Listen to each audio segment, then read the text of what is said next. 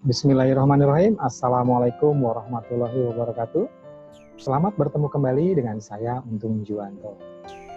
Hari ini kita akan membahas topik yang sangat penting sekali bagi Anda pemilik perusahaan yang saat ini sudah terdaftar di Bursa Efek atau listed, yaitu Good Corporate Governance. Tema lengkapnya adalah GCG for Compliance to Process, Procedure, and Regulation. Jadi kita hari ini akan berbicara dari A sampai Z terkait dengan Good Corporate Governance atau GCG. Simak terus. Sebelum saya lanjutkan, silahkan di-subscribe untuk mendukung channel ini menghasilkan materi-materi konten-konten video yang bermanfaat dan berkualitas. Juga Anda akan mendapatkan update-update video terbaru dari saya mengenai tema-tema yang lain. Mari kita bahas pembahasan kita pada hari ini, yaitu Good Corporate Governance for Compliance to Process, Procedure, and Regulation A to Z, GCG.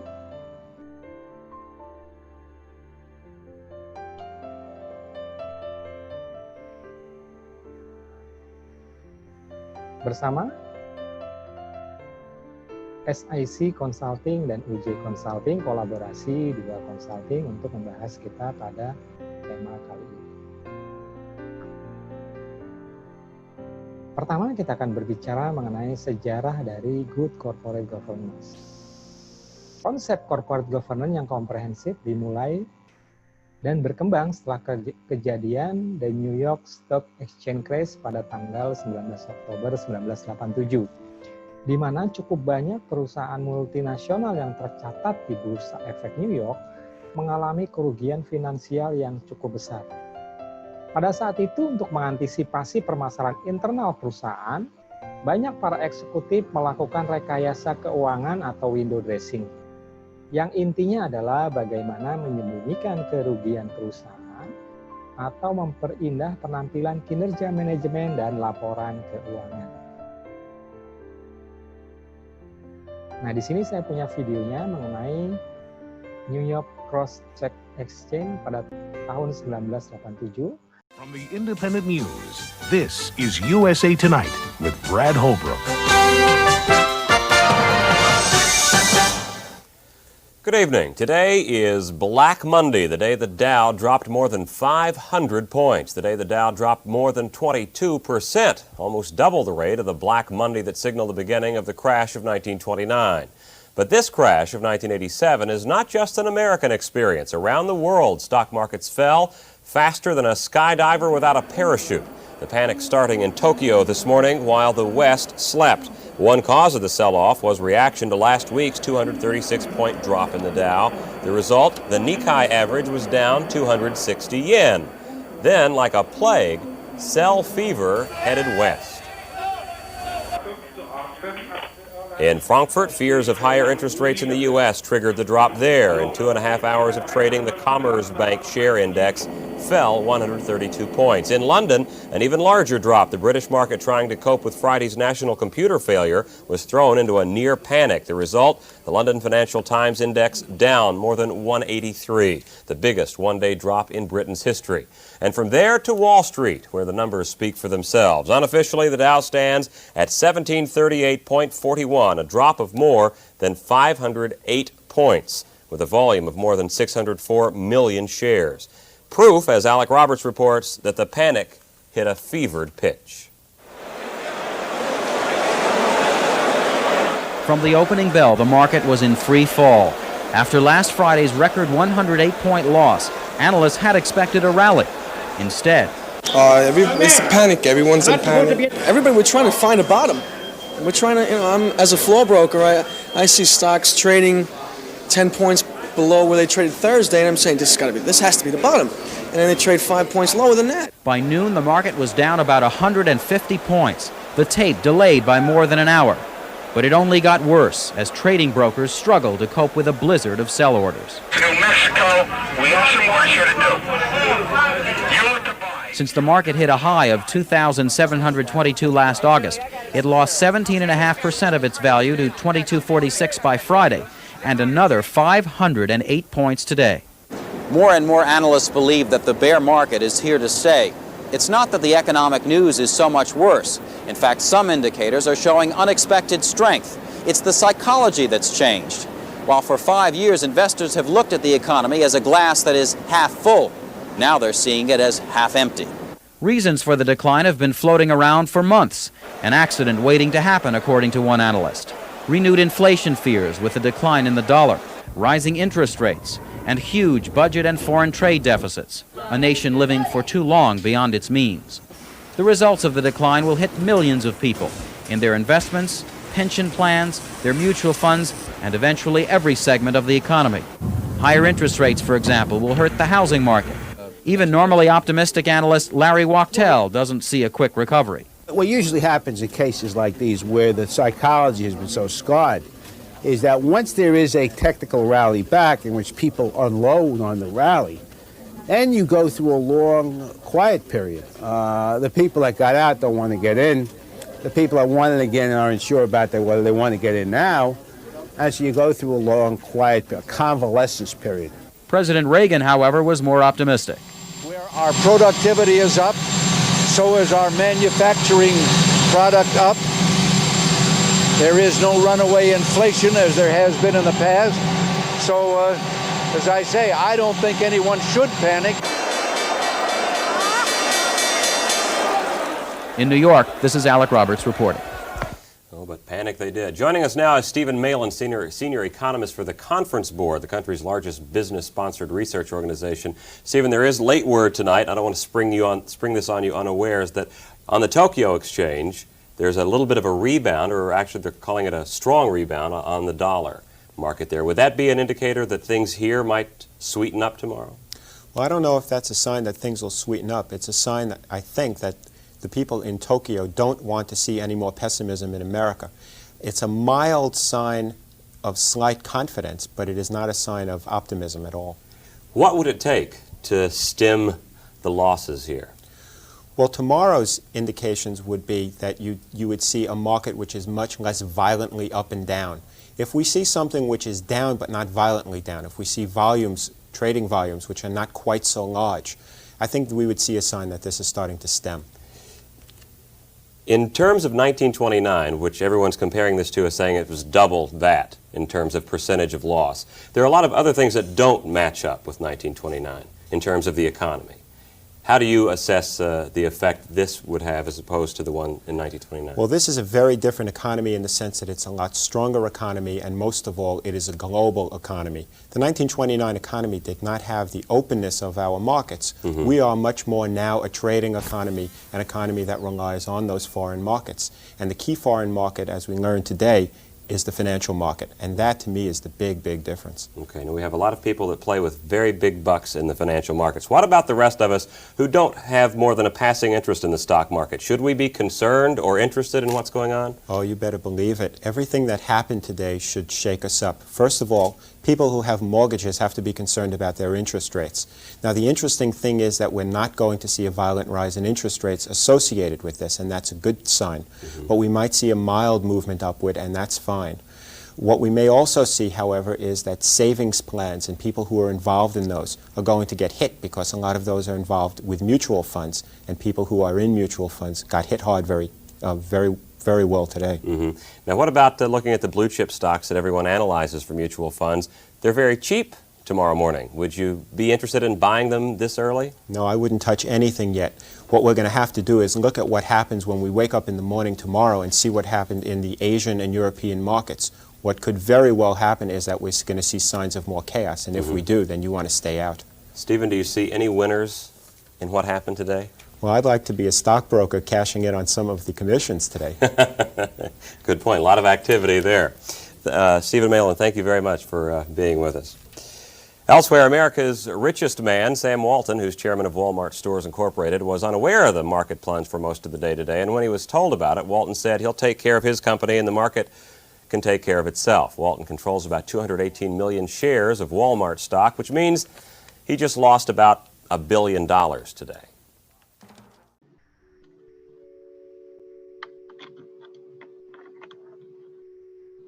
Oke, baru saja kita saksikan video mengenai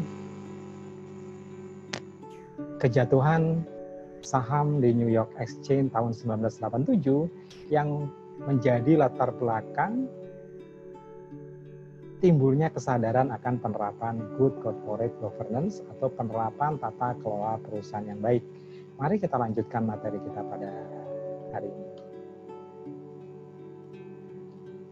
Untuk pertama kalinya istilah corporate governance diperkenalkan oleh Cadbury Committee pada tahun 1992 dalam laporan yang dikenal sebagai Cadbury Report. Laporan inilah yang menentukan praktik corporate governance di seluruh dunia.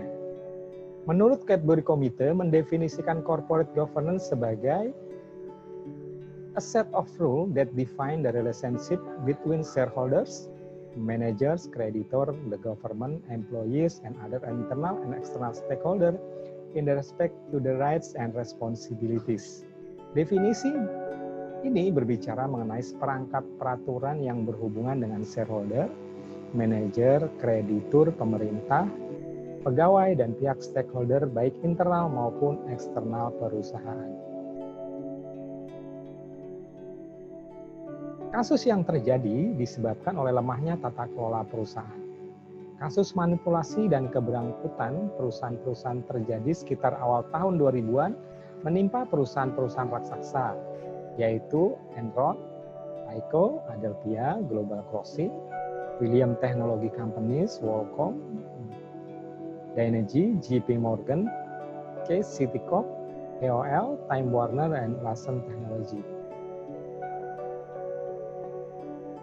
Nah, sekarang kita berbicara mengenai regulasi dari good corporate governance yang diterapkan di Indonesia, yang mulai kesadarannya baru dimulai pada tahun 1987 saat terjadi krisis ekonomi yang sangat besar, sehingga banyak terjadi perusahaan-perusahaan tumbang karena fundamental bisnis yang lemah, tidak diterapkannya good corporate governance, dan terjadi chaos di mana-mana. Jadi regulasi yang mengatur mengenai GCG di Indonesia yang pertama adalah Keputusan Menteri BUMN KAP 117 MMBU 2002, yaitu mengenai penerapan praktek good corporate governance pada badan usaha milik negara atau BUMN. Yang kedua adalah Peraturan Menteri Negara BUMN Nomor Per 01 MBU 2011, yaitu mengenai penerapan tata kelola perusahaan yang baik atau GCG pada badan usaha milik negara atau BUMN. Yang ketiga adalah Keputusan Sekretaris Kementerian BUMN Nomor SK16/SMBU tahun 2012. Indikator parameter penilaian dan evaluasi atas penerapan tata kelola perusahaan yang baik atau GCG pada badan usaha milik negara BUMN. Yang terakhir adalah Peraturan Otoritas Jasa Keuangan Nomor 55 POJK 03/2016, yaitu mengenai penerapan tata kelola perusahaan bagi bank umum. Berikut ini adalah definisi GCG dari beberapa versi. Banyak sekali yang mendefinisikan GCG. Saya ambil 3 sumber saja. Yang pertama adalah Peraturan Menteri BUMN Nomor PR01/MBU 2011. Prinsip-prinsip yang mendasari suatu proses dan mekanisme pengelolaan perusahaan berlandaskan peraturan perundang-undangan dan etika berusaha. Berikut ini adalah definisi lain dari OEDC, Organization for Economic Cooperation and Development.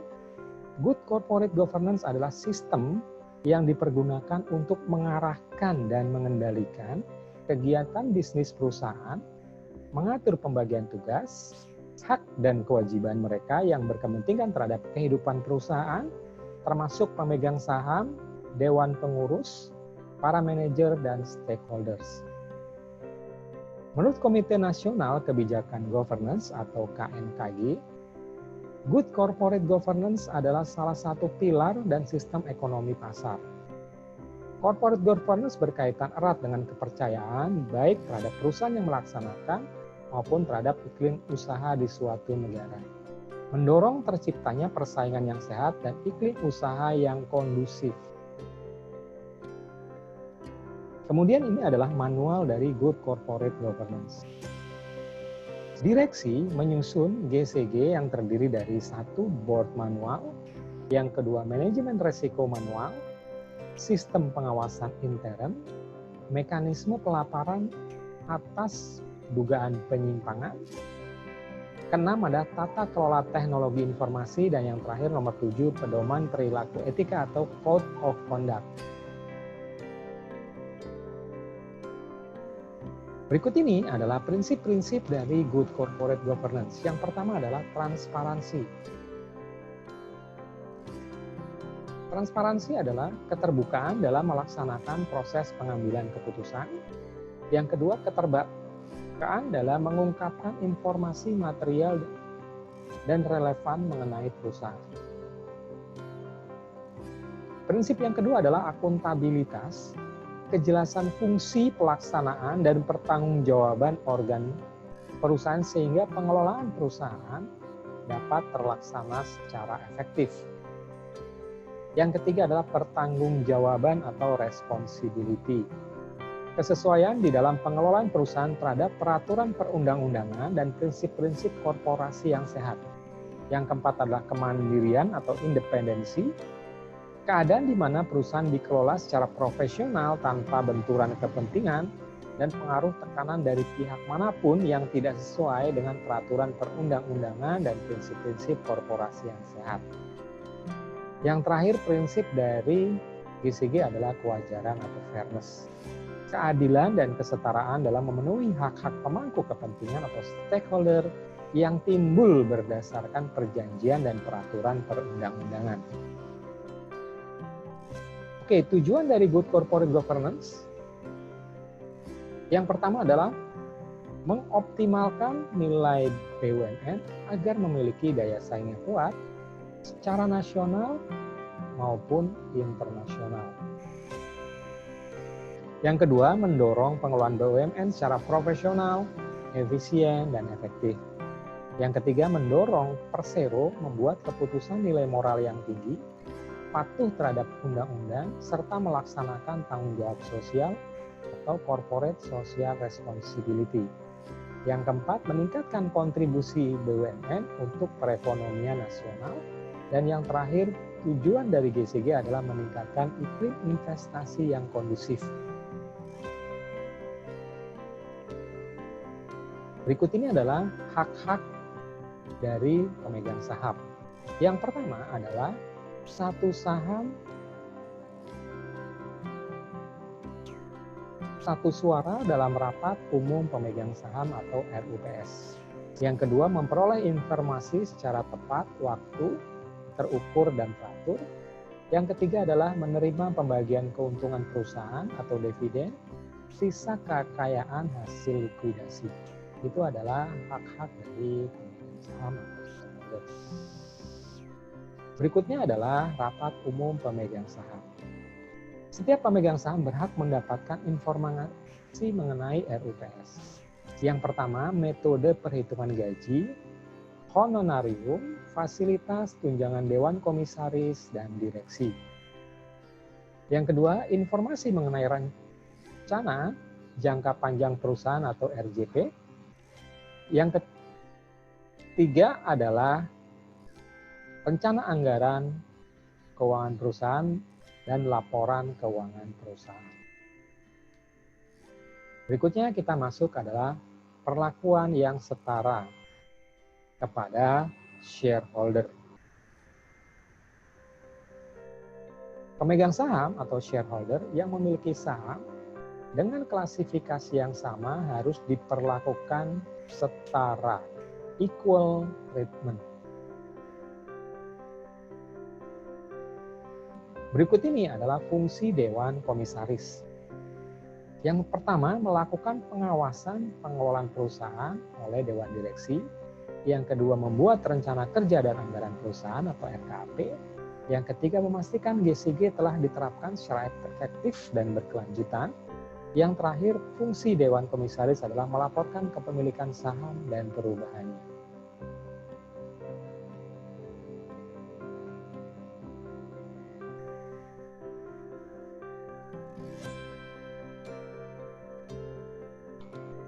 Oke, berikutnya adalah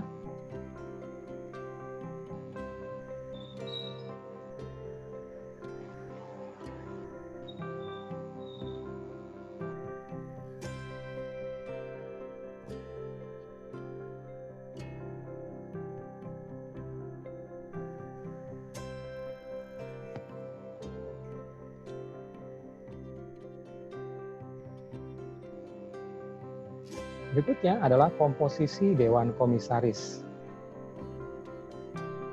Komposisi Dewan Komisaris adalah 20% adalah anggota Dewan Komisaris independen yang tidak memiliki hubungan keuangan, pengurusan, kepemilikan saham, dan hubungan keluarga dengan Dewan Direksi atau Dewan Komisaris.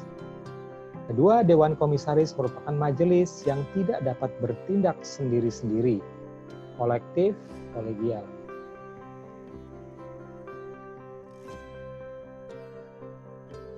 Kemudian adalah penilaian Dewan Komisaris. Penilaian Dewan Komisaris antara lain RUPS wajib menetapkan Key Performance Indicator atau KPI. Yang kedua, laporan pencapaian KPI setiap 3 bulan kepada Menteri. Itu adalah aspek penilaian GCG. Berikutnya adalah konflik of interest atau benturan kepentingan.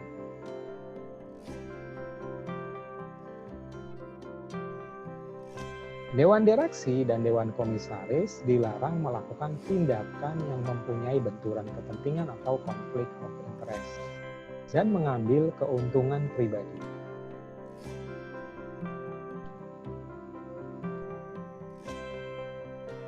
Organ pendukung Dewan Komisaris, jadi komisaris itu perlu didukung oleh organ-organ yang lain. Siapa saja organ tersebut? Yang pertama adalah Sekretaris Dewan Komisaris, jika diperlukan. Kedua, Komite Audit, Komite Pemantau Manajemen Risiko, Komite Nominasi dan Remunerasi, dan yang terakhir adalah Komite Pengembangan Usaha. Berikutnya saya bahas yaitu mengenai RJP dan RKAP Dewan Direksi. Tugas Dewan Direksi ada 3. Yang pertama adalah membuat rencana jangka panjang RJP untuk jangka waktu 5 tahun. Kedua, membuat rencana kerja dan anggaran perusahaan RKAP tahunan terdiri dari strategi, kebijakan, anggaran, dan proyeksi keuangan perusahaan. Yang ketiga adalah Dewan Komisaris mengkaji RJP dan RKAP Dewan Direksi.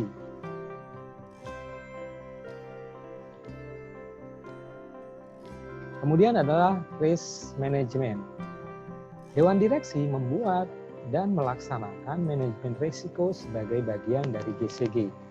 Dapat membentuk unit kerja manajemen risiko tersendiri, kemudian laporan profil dari manajemen risiko dan penanganannya.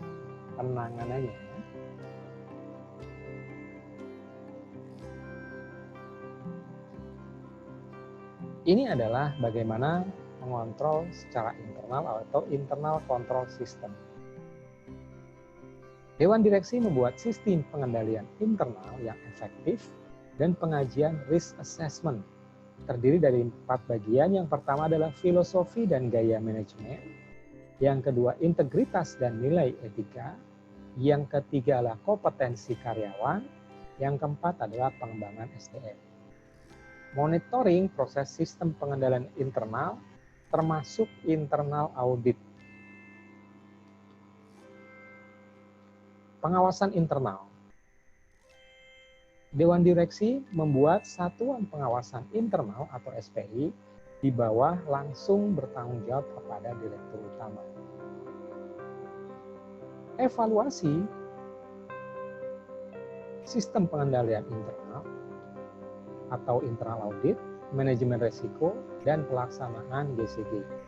Yang kedua adalah evaluasi keuangan, operasional, SDM, dan teknologi informasi.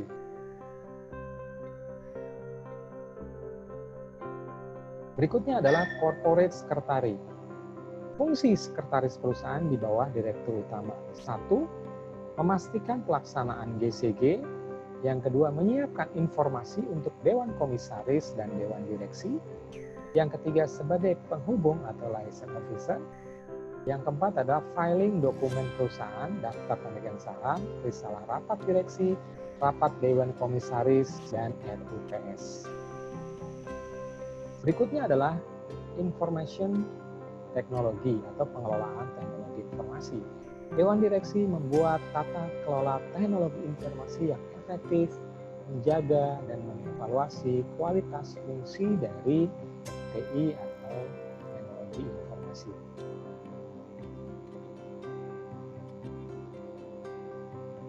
Sekarang kita bahas mengenai audit eksternal. Laporan keuangan tahunan diaudit oleh audit eksternal yang ditunjuk oleh RUPS. Dewan Komisaris boleh mengusulkan tim audit eksternal dan skema honorarium. Audit eksternal harus bebas konflik of interest dengan Dewan Komisaris maupun dengan Dewan Direksi.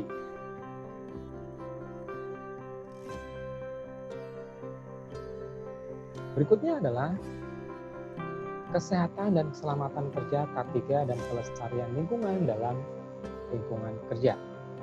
Menyiapkan lingkungan kerja yang memenuhi aspek kesehatan dan keselamatan kerja K3 dan kelestarian lingkungan merupakan tanggung jawab dari organ perusahaan.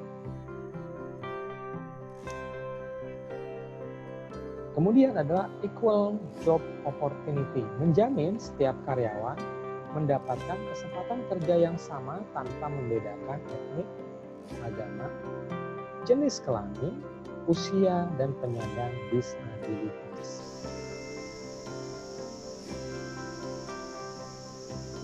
Berikutnya adalah hak-hak dari stakeholder atau pemangku kepentingan.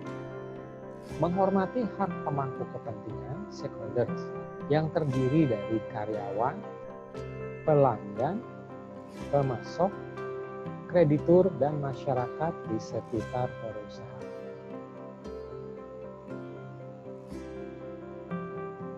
Selanjutnya kita bahas mengenai pedoman perilaku atau code of conduct. Ada 3 yang menjadi penekanan dari code of conduct. Yang pertama, dilarang memberikan dan menerima gratifikasi dari pemasok atau supplier, pelanggan, dan pejabat pemerintahan atau pejabat swasta. Kedua, menandatangani fakta integritas untuk mengontrol tindakan transaksional. Kemudian yang ketiga adalah menyampaikan laporan harta kekayaan atau LHK.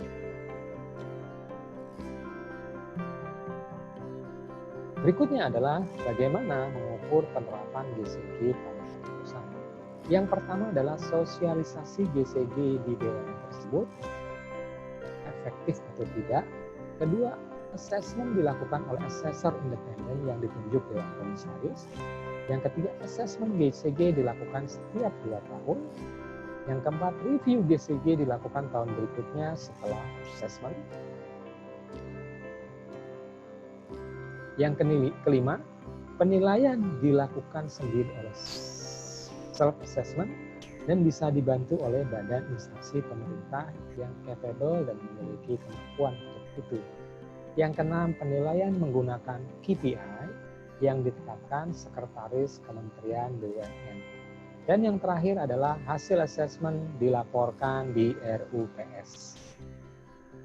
Ya, itu adalah highlight A to Z dari Good Corporate Governance.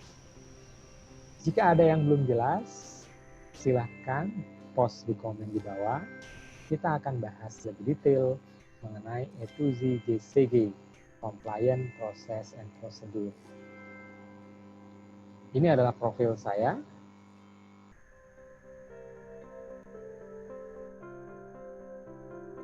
Berikutnya, saya saat ini sedang menulis buku Sustainable Growth and Resource Productivity, yaitu bagaimana menciptakan perusahaan yang memiliki perkembangan secara berkelanjutan dengan cara meningkatkan produktivitas sumber daya manusia, sumber daya aset, sumber daya modal atau capital, dan sumber daya strategi atau red tape.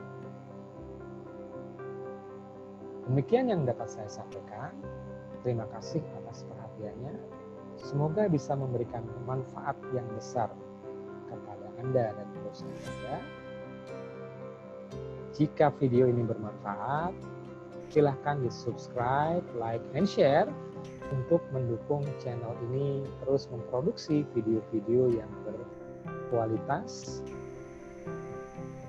sehingga banyak memberikan manfaat-manfaat bagi dunia bisnis, dunia pemerintahan, dan dunia profesionalis. Sampai bertemu kembali pada sesi yang akan datang. Wassalamualaikum warahmatullahi wabarakatuh. Sustainable Growth and Resources Sobat TV. Terima kasih atas perhatiannya. Sampai bertemu kembali pada sesi yang akan datang.